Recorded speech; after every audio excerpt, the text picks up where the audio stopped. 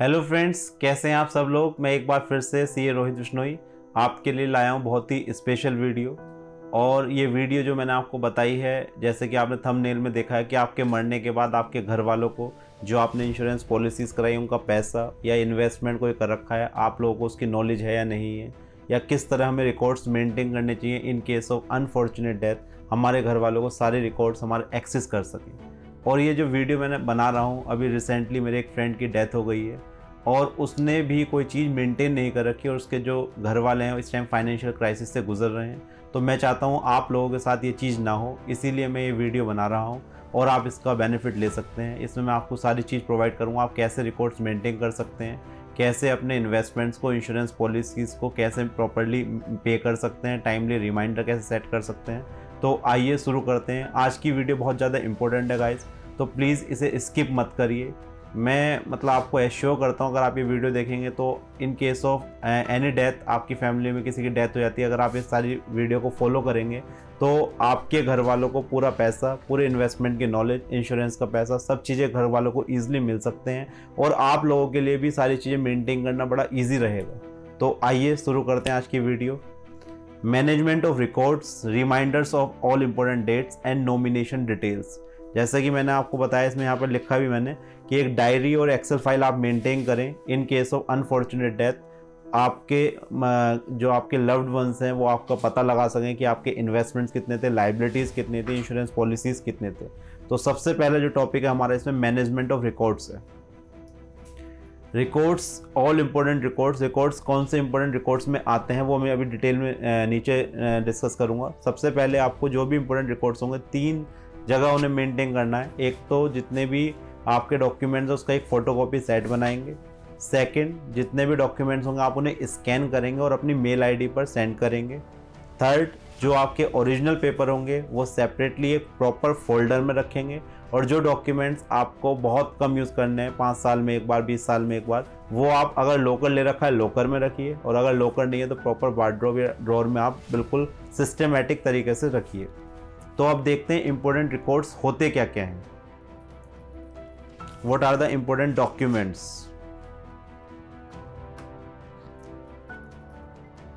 सबसे पहले important documents की मैं बात करूंगा, केवाईसी डॉक्यूमेंट्स, पैन और आधार।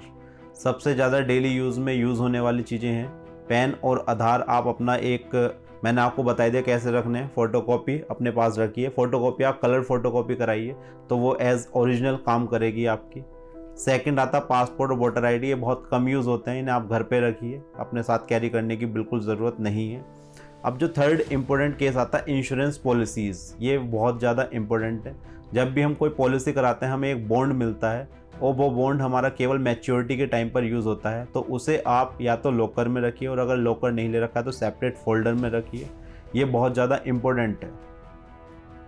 फोर्थ आता है मेडिकल पॉलिसीज़। मेडिकल पॉलिसी में बता देता हूँ, मेडिकल पॉलिसी बेसिकली एक ऐसी पॉलिसी होती है इन केस ऑफ आप हॉस्पिटलाइज हो जाते हैं तो एक कार्ड मिलता है मेडिकल पॉलिसी में। वो कार्ड आपको दिखाकर आपका ट्रीटमेंट जो होता है फ्री ऑफ कॉस्ट होता है। तो मेडिकल पॉलिसी को आपको इस तरह रखना है कि वो ईजिली एक्सेस कर सके कोई भी, इन केस आपकी इमरजेंसी होती है तो। इनकम टैक्स रिकॉर्ड्स आपको 7 साल तक मेंटेन करने होते हैं। जो सैलरीड एम्प्लॉयज़ हैं वो अपने बैंक स्टेटमेंट और जो भी इनकम का उसका इनकम टैक्स का कंप्यूटेशन रहती है वो 7 साल तक मेंटेन करें। बिजनेसमैन के केस में वो अपने ledgers, account details, bank statements, balance sheets वगैरह वो सारी चीज़ें मेंटेन करें। जीएसटी रिकॉर्ड्स, अगर आप बिजनेसमैन हैं तो ही आपके ऊपर जीएसटी लगेगा। जीएसटी रिकॉर्ड्स भी 6 ईयर्स तक मेंटेन होंगे।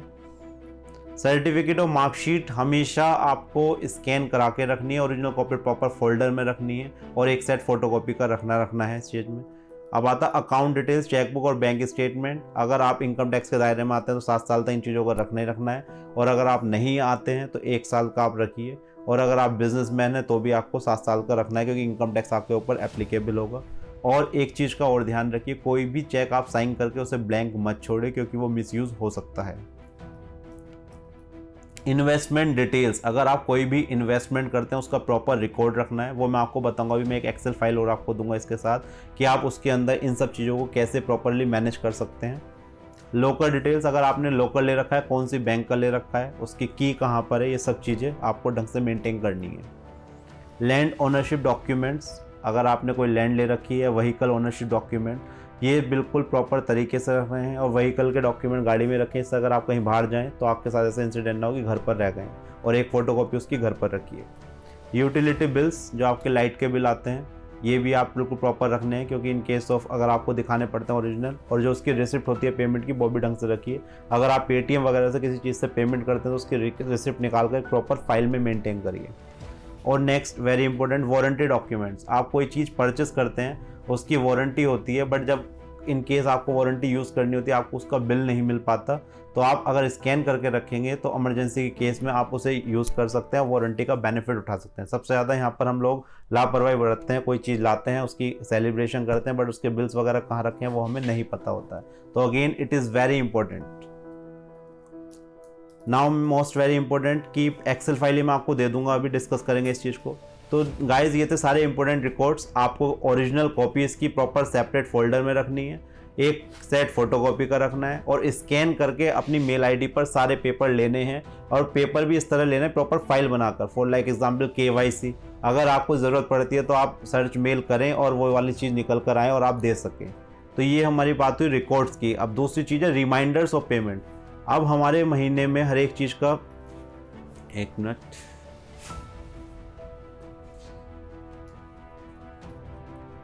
अब हम बात करेंगे रिमाइंडर्स की। जैसे हम डेली लाइफ में कुछ ना कुछ पेमेंट कर रहे हैं, या किसी लोन का रीपेमेंट कर रहे हैं, या कुछ इन्वेस्टमेंट कर रहे हैं, तो उसका रिकॉर्ड्स कैसे मेंटेन करें, इसके लिए मैंने एक रिमाइंडर चार्ट बनाया, एक एक्सेल की फाइल भी मैं आपको दूंगा। पर किन किन चीज़ों का आपको रिमाइंडर रखना है, सबसे पहले मैं बता देता हूँ। Most important, insurance policies. Insurance policies दो तरह की होंगी, एक तो आपका लाइफ इंश्योरेंस, एक जनरल इंश्योरेंस। गाड़ी का इंश्योरेंस या व्हीकल का इंश्योरेंस, दो तरह के इंश्योरेंस हो गए। इनका बहुत ज़रूरी ध्यान रखें। जैसे गाड़ी का इंश्योरेंस अगर आपका एक्सपायर होने वाला है, बट अगर आपने उसकी डेट्स मेंटेन कर रखी हैं, तो आप बिफोर एक्सपायरी उसे रिन्यूअल करा सकते हैं। आपको अपना व्हीकल ले जाने की कोई ज़रूरत नहीं पड़ेगी, मेल पर ही सारे काम हो जाएंगे। और insurance policy again very important. काफ़ी केसेस में ऐसा होता है कि आपकी डेथ हो जाती है, बट आप अपना प्रीमियम देना भूल जाते हैं, तो उस केस में आपको इंश्योरेंस का कोई बेनिफिट नहीं मिलेगा। तो ये सबसे ज़्यादा इंपॉर्टेंट है इस वीडियो में। मेनली जो इंश्योरेंस रिकॉर्ड्स, अगर आपने इंश्योरेंस करा रखा है, उसकी टाइमली ड्यू डेट पेमेंट की, और जो बॉन्ड है आपका वो प्रॉपर रखा होना चाहिए, और उसकी इन्फॉर्मेशन इन सिस्टमेटिक मैनर में होनी चाहिए। यूटिलिटी बिल्स मैं बता चुका हूँ हर एक महीने। अगर पॉल्यूशन, गाड़ी के पॉल्यूशन की वजह से बहुत लोग चालान करते हैं, इस चीज़ का भी आपको ध्यान रखना है, अपने रिमाइंडर चार्ट में इसे भी मेंटेन करना है। अगर कोई इन्वेस्टमेंट है, लोन का रीपेमेंट है, उसकी detail, payment of any other dues के अलावा कोई अदर ड्यूज़ है, और due date of taxes, income tax, GST और कोई भी टैक्स की ड्यू डेट्स क्या है, उसका भी एक प्रॉपर रिकॉर्ड्स मेंटेन करना है। नॉमिनेशन डिटेल्स, ये बहुत इंपॉर्टेंट है, और मैं अपनी हर एक इन्वेस्टमेंट की वीडियो में आपको बताता हूँ कि अगर आपने कोई भी इन्वेस्टमेंट कर रखा है, कोई भी इंश्योरेंस पॉलिसी कर रखी है, तो अपनी नॉमिनीज़ की डिटेल्स ज़रूर दें, और टाइमली इसे अपडेट कराते जाएं। फॉर एग्जांपल, अगर आपने अपने पेरेंट्स का नाम लिखवा रखा है और आपके पेरेंट्स की अनफॉर्चुनेटली डेथ हो जाती है, तो अपनी नॉमिनी डिटेल्स को उनकी डेथ के बाद अपडेट कराएं अपने अकाउंट में। लोग क्या करते हैं, एक बार नॉमिनी डिटेल दे देते हैं, उसके बाद भूल जाते हैं, तो इसे टाइमली अपडेट कराना बहुत ज़्यादा ज़रूरी है। अब मैं बात करता हूँ कि आपको ये सब चीज़ें मैनेज कैसे करनी है। तो इसके लिए मैंने एक एक्सेल फाइल तैयार करी है, जहाँ पर आप सारे रिकॉर्ड, सारे रिमाइंडर्स एक जगह मैनेज कर सकते हैं बहुत ही ईजी और इफ़ेक्टिव मैनर में। आइए चलते हैं एक्सेल फाइल की तरफ। एक ही एग्जांपल दे रहा हूँ, मैंने बहुत सिंपल फाइल बनाई है। अगर आपको एक्सेल की नॉलेज नहीं है, कंप्यूटर नहीं आता, तो आपने डायरी या रजिस्टर में एक चार्ट बनाकर आप इसे प्रॉपरली मैनेज कर सकते हैं। आइए देखते हैं इस फीक को। सबसे पहले serial number, type of investment, where it is invested, कहाँ आपने पैसे लगा रखे हैं, किस दिन आपने इन्वेस्ट करा, अमाउंट कितना हुआ, डेट ऑफ मैच्योरिटी, कब मैच्योरिटी होगी, मैच्योरिटी अमाउंट कितना हुआ, और नॉमिनी नेम, आपने नॉमिनी दे रखा है या नहीं दे रखा, उसका नाम।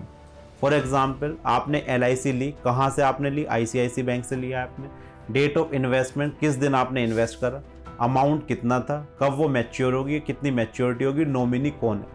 तो ये सारी डिटेल्स अगर आप मेंटेन करेंगे तो, और आपकी डेथ हो जाती है, तो जो आपके लव्ड वंस होंगे, जो आपके फैमिली मेम्बर्स होंगे, वो इस चीज़ को देखकर ईजिली जो है आपके फाइनेंस को एक्सेस कर सकते हैं और बेनिफिट उठा सकते हैं। उन्हें फाइनेंशियल क्राइसिस से गुजरने की ज़रूरत नहीं होगी। नेक्स्ट, मेडिकल पॉलिसी अगर आपने ले रखी है, कहाँ से ले रखी है, कब ली है, कब वो ख़त्म हो रही है। PPF कहाँ पर आपने लगा रखा है, कौन सी बैंक में खुलवा रखा है। RD पोस्ट ऑफिस में चल रही है, कौन से पोस्ट ऑफिस में चल रही है। FDR ये सारी चीज़ें। यहाँ पर आप लैंड के रिकॉर्ड्स भी रख सकते हैं। लैंड आपने यहाँ पर इन्वेस्ट किस दिन करा, अमाउंट ऑफ मैच्योरिटी तो उसकी कुछ होने की नहीं, अगर आप इन्वेस्टमेंट पर्पज से ले रहे हैं। ऐसी कार और व्हीकल्स की डिटेल, ये सब चीज़ें चेंज हो सकती हैं। मैंने एक आपको एग्जाम्पल दिया, आप अपने हिसाब से इसे मॉडिफाई कर सकते हैं, या अगर आप कंप्यूटर में एक्सपर्ट हैं तो इससे अच्छी भी एक्सेल शीट बना सकते हैं। ये केवल मैं एक एग्जाम्पल के तौर पर दे रहा हूँ जो आपके लिए बहुत ज़्यादा ईजी है और आप ईजिली इसे मेनटेन कर सकें। तो ये आपकी इन्वेस्टमेंट की डिटेल्स हो गई कि आप कहाँ कहाँ पर इन्वेस्ट कर रहे हैं, कब आपकी मैच्योरिटी होगी। इस शीट से आपको ये भी आइडिया लगेगा कि मैं इतना इन्वेस्ट कर रहा हूँ, मेरी मैच्योरिटी इतनी होगी, इतने पैसे मिलेंगे, तो आप अपना फ्यूचर बहुत अच्छी तरह प्लान कर सकते हैं और सेविंग्स भी अपनी इंक्रीज करके इन्वेस्टमेंट बढ़ा सकते हैं। Second details, account details. आपने अगर अकाउंट्स, नंबर ऑफ अकाउंट्स आपने खुलवा रखे हैं तो यहाँ पर आपकी सारी अकाउंट्स की डिटेल आ जाएगी। Name of account, account holder name, type कौन सा अकाउंट है, saving current, account number, IFSC code और नॉमिनी डिटेल। तो यहाँ पर हमारी सारी अकाउंट्स की डिटेल्स आ गई। अब बात करेंगे रिमाइंडर्स चार्ट की, कि जो हम सारे पेमेंट्स करते हैं मंथली बेसिस पर, ईयरली बेसिस पर, ये मैंने पूरे साल का आपको यहाँ पर डाटा दे दिया है फाइनेंशियल ईयर वाइज। अब फॉर एग्जांपल अप्रैल में हम खड़े हुए हैं, 6 अप्रैल को मेरी LIC जाती है तो मैंने LIC लिख दिया है। 10 तारीख को मेरा लाइट का बिल जाता है, 12 को मुझे लोन की इंस्टॉलमेंट देनी होती है, 15 को कार इंश्योरेंस मेरा एक्सपायर हो रहा है, स्कूल फीस देनी होती है 17 को। तो आप इस तरह से पूरा चार्ट आप एडवांस से बना सकते हैं पूरे साल का, कि मुझे ये इस दिन पर ये होगा। तो इससे क्या होगा, जो भी लेट फीस चार्जेस होंगे या कोई हमारी इंस्टॉलमेंट रह गई है पेमेंट होने से, या हमें उसके लिए फ़ंड अरेंज करना है, तो आप पहले से एक प्लानिंग कर सकते हैं हर एक चीज़ की। आपका इंश्योरेंस भी एक्सपायर नहीं होगा, इंश्योरेंस पॉलिसीज़ भी आपकी रेगुलर पेमेंट होती रहेंगे, और कोई भी फीस और चार्जेस, वो जो आपके पैसे यहाँ से बचेंगे, आप उसे फर्दर इन्वेस्ट करके एक मैक्सिमाइज़ कर सकते हैं। क्योंकि मेरा इस चैनल का पर्पज़ ये है कि आप लोगों को फाइनेंशियली इंडिपेंडेंट बनाना, जो गलतियाँ हम करते हुए आने वो गलतियाँ ना करें, और जिससे हमारे जाने के बाद या हमारी अनफॉर्चुनेट डेथ होने के बाद हमारे लव्ड वंस जो हैं, हमारे फैमिली मेम्बर्स जो हैं, उन्हें फाइनेंशियल क्राइसिस का सामना ना करना पड़े। तो आप इस तरह से अगर रिमाइंडर्स चार्ट को फॉलो करते हैं तो आपकी कोई भी फीस नहीं लगेगी, कभी आपका चालान नहीं कटेगा, और सारी चीज़ें आपकी टाइमली कवर होती रहेंगी डे बाई डे। ये तो 3 चीज़ें थी। जैसे कि आज मेरा वीडियो का टाइटल था मैनेजमेंट ऑफ रिकॉर्ड्स, मैंने आपको बता दिया रिकॉर्ड्स को कैसे मेंटेन करना है, आपको रिमाइंडर्स कैसे सेट करने हैं, और नॉमिनेशन डिटेल्स आपको 100% रखनी है। और अपने इन्वेस्टमेंट का रिकॉर्ड अगर आप कंप्यूटर आता है तो एक एक्सेल की फाइल में मेंटेन करें, और उस एक्सेल फाइल को टाइमली अपने मेल ID पर लेते रहें, जिससे सारे रिकॉर्ड्स वहाँ पर एक्सेस हो सकें, और टाइमली इसका प्रिंट आउट निकाल कर एक घर पर ज़रूर रखें। और अगर आपको एक्सेल नहीं आता है तो एक रजिस्टर मेंटेन करें, उसमें सारे डिटेल्स मेंटेन करें और उसे घर पर रखें, क्योंकि आजकल पता नहीं है कि कब क्या हो जाए। तो अगर आप इन सब चीज़ों को फॉलो करते हैं तो आई एश्योर यू आपकी लाइफ बहुत इफेक्टिवली चलेगी, और आपके जाने के बाद घर वालों को दुख जरूर होगा, बट जो फाइनेंशियल क्राइसिस उन्हें फेस करने पड़ेंगे वो बिल्कुल फेस नहीं करने पड़ेंगे। तो गाइज़, ये थी एक छोटी सी वीडियो। आज मैंने इन्वेस्टमेंट के टॉपिक पे वीडियो नहीं बनाई, बट ये चीज़ें बहुत ज़्यादा इंपॉर्टेंट लगी, क्योंकि मेरे माइंड में मेरे फ्रेंड का आया कि उसके साथ ऐसा हुआ कि आप लोगों के साथ ना हो। तो ये मैंने आपके लिए वीडियो बनाई है। तो आप कमेंट करिए कि आपको ये वीडियो कैसे लगी, और अगर इसके अलावा भी कोई क्वेरी आपके दिमाग में आती है या कोई क्वेश्चन आता है तो आप मुझे कमेंट करके पूछ सकते हैं, व्हाट्सअप कर सकते हैं, मुझे फ़ोन कर सकते हैं। तो गाइज़, थैंक यू। अब फिर मिलेंगे हम नेक्स्ट वीडियो में। मैं आशा करता हूँ आपको ये वीडियो पसंद आई होगी। Thank you. एंड आप ये दोनों शीट जो है डाउनलोड, मैंने लिंक दे दिया है, आप डाउनलोड कर सकते हैं और आप इसे यूज़ कर सकते हैं अपने डेली लाइफ में। तो ये थी एक छोटी सी वीडियो। फिर मिलेंगे हम नेक्स्ट वीडियो में। Bye bye, thank you.